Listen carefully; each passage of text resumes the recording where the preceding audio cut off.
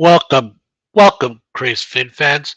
This is a special episode of Larry L's observation on all things Dolphins. Today, guys, I just got word from the Sun Sentinel from David Furones that the Byron Jones will start the season on the pup list, the physically unable to perform list. Man, how I'm really upset about this, guys. I'm gonna talk about that in a second. Um, First of all, let me just bring up the article and we'll go over the article. So give me a second here, guys. Share screen, Windows, Chrome tab, Dolphins article, share. Okay, guys. So let me make sure it's big enough for you guys to see. Put it on the big print here. Okay, guys. So, as reported by David Furones at 1:35 p.m., and it's 3 minutes later, I just happened to be scouring through Miami Dolphins news and boom, caught it at the right time. The Dolphins have placed cornerback Byron Jones on the physically unable form list ahead of training camp. So let me briefly go through the article with you guys. Miami Dolphins cornerback Byron Jones was placed on the active physically unable form list on Friday ahead of Tuesday's report date. Dolphins announced Jones' pup destination along with placement defensive back Elijah Campbell on active not football injury list. I don't know what that means, not active not football list, but I'm not going to be concerned about. Jones underwent a lower left surgery in March and was unable to participate in Dolphins voluntary organized teams activities or mandatory minicamp practices this offseason.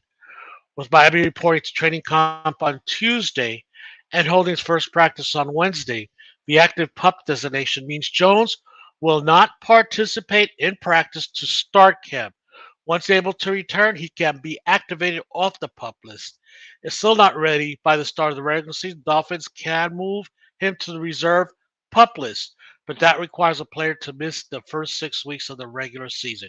So, unlike a regular injured reserve list, where a player has to be on the 53-man roster and then place, if a player is hurt before the start of the season, the new season, which was back when he had the surgery based on an injury from the prior year, he's eligible to go to the pup list until he's ready to come back. And even when training camp is over, it won't count against the roster, but he'll be unable to return to Dolphins for the first 6 weeks of the regular season. Jones was the Dolphins' highest paid player. I'm going to skip that. Blah, blah, blah, blah, blah, blah. Jones returns 30 in September, expected to be a key component of the Dolphins' defense, starting opposite of three-time Pro Bowler Xavier Howard and with Nick Needham being nickel cornerback. Howard had his contract structured this offseason, make his deal more lucrative than Jones in the coming season. Known for his man coverage, Jones has only 4 interceptions through his first 7 seasons, the first 5 with Dallas, the last 2 with the Dolphins. 2 of those came in 2020 with the Dolphins. He had 58 tackles, 10 pass deflections last season, and 37 tackles with 4 deflections. Jones started all but one game during the season, lost to Jacksonville and London with Achilles and groin injuries. In the weeks that followed, he had the same 2 injuries listed on the report as he returned to play. He also once had quadriceps injury last he played against Tampa. For much of November through the end of the season, Jones was largely off the injury report, aside from missing 2 practices for veteran rest. As we know, coverage from Howard Jones Needham is vital for the Dolphins' defense and overall Dolphins' success. Guys, I am pissed off. Okay, I am pissed off. Not so much that Byron Jones is hurt or anything like that, but I am tired. I am freaking tired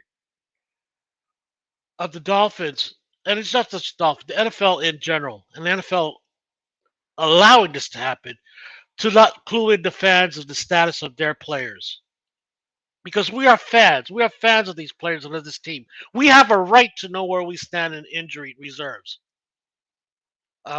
Players that are injured. So apparently, this injury, which was rumored to be, and it was rumored, Dolphins never put up an official statement to be minor, right? Turned out to be not so minor after all. Now, maybe I'm blowing this out of proportion, and maybe he'll be back in training camp in another week or so, whatever. But the point's still valid. I'm tired, tired of the NFL not being honest with us, the fans, the one that pays their fucking salary. Oh, now, how about this? You know who's pissed off too? The betting world. Now you in the league with the gamblers, you fucking NFL. You now we have to worry about games being thrown because you went into bed with them with the gamblers. At least be upfront with them because they're putting their money and they're gonna be body pissed off, and you're gonna have to answer to the gambling world when people are putting bets on and not knowing that you're holding back information on key injuries. So, guys, so that's me pissed off at the NFL. The real issue though, it's wow. We rely on our defense, and our defense relies on our cornerbacks, and potentially um, Byron Jones is going to miss the start of the season. We don't know again because of absurd secrecy. Hey, Chris Greer. Hey, Mike McDaniel. Be better than Brian Flores. Hey, Stephen Ross. You're supposed to be all about the fans because you're a good owner and just make stupid decisions hiring people. Do that, huh? Let us know where our players stand injury wise. Oh, by the way, why don't you enhance the fans' experience when they go? They're paying a lot of freaking money. I am not dumb like a lot of people out there and paying my money to go watch your inferior products that you put over the years. And on top of that, you put inferior experience on that. Wow. So, guys, I don't know what's going to happen. Will the Dolphins look to scour the waiver to make a trade now? If this injury is serious, that is a little more long term, even 6 weeks of long term for this team on its deadly schedule, would they move to make a move for a more established cornerbacks? Who's out there? Let me take a quick look, guys. Hold on. Let's find out who might be out there at the Dolphins. I probably nobody because good Dolphins they go quickly. Good corners they go quickly, guys.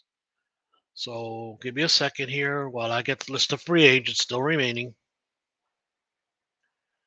Uh, Wrong list. Okay, free agents tracker. Let's try this one. Cornerback. So Trey Waynes is available. 30 years old. Made 15 million last year. Played with the Bengals last year. Yeah. Okay. Joe Hayden past his prime. So it's available. Chris Harris Jr. last year with the Chargers. Again, past his prime. Janoris Jenkins of the Titans available. Maybe a good past his prime. These guys are all well over 30, 34, 33. Trey Waynes is 30. He's the youngest of the bunch. Kevin King, on again, off again corner from the Packers is available. Xavier Rhodes, one time a very good corner, but now he's 32 years old. AJ Bowie, 31 years old. Disappointing year last year with the Panthers. It's available. Jimmy Smith's other quarterback from the Ravens, 34 years old. Looks like he's past his prime. And after that, Josh Norman, Richard Sherman, all past their prime. Jason McCourty retired, so that's done. End of them. Desmond Trufant, 32 years old, past his prime. Yep. I'm looking through other names here. None of them are, I think they resembles names that I would worry about. Wow. Jamal Perry, old friend, still there. Just make a note of that there. Okay. So, guys, except for a couple of older hands that may be past their prime, maybe one of them could come in and just compete, help us for the short period of time. I don't know, guys. I don't know, guys. So, guys, I want to thank you for tuning in. Stay safe. Peace out. Next show, Sunday at 5 p.m. Peace.